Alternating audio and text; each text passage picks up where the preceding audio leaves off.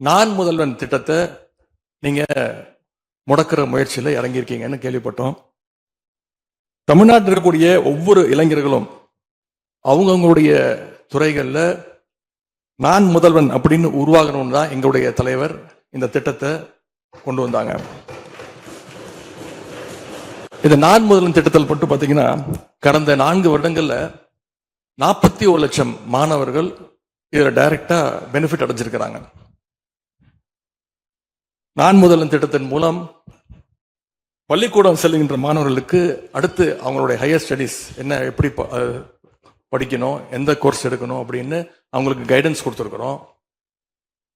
அதே மாதிரி உயர்கல்வி படிக்கின்ற மாணவர்களுக்கு எங்க போய் வேலைக்கு சேரணும், அவங்களுடைய எம்ப்ளாய்மெண்ட் ஸ்டெபிலிட்டியை நாங்கள் ஸ்ட்ரென்த் பண்ணியிருக்கோம்.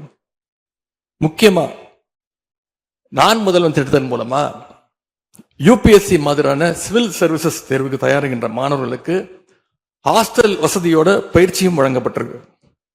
பிரிலிம்ஸ் தேர்வாளர்களுக்கு மாசம் 7,500 ரூபாய், மெயின்ஸ் தேர்வாகிறவங்களுக்கு மாசம் 25,000 ரூபாய் கல்வி ஊக்கத்தொகையை இந்த நான் முதல்வன் திட்டத்தின் மூலம் எங்களுடைய அரசு கொடுத்துச்சு.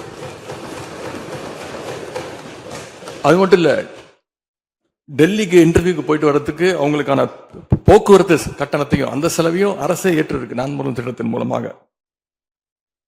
சென்ற ஆண்டு மட்டும் தமிழ்நாட்டில் இருந்து யூபிஎஸ்சி கிளியர் பண்ண 60 பேர்ல 56 மாணவர்கள் இந்த நான் முதல்வன் திட்டத்தின் மூலம் பயன்பெற்றவாங்க.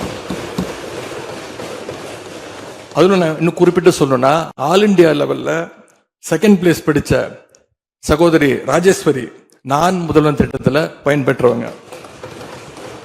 இப்படிப்பட்ட நான் முதல்வன் திட்டத்தை கைவிட வேண்டிய அவசியம் என்ன அப்படிங்கிறது முதலமைச்சர் அவர்கள் தன்னுடைய பதிலுரையில கூற வேண்டும்னு நான் விருப்பப்படுறேன்.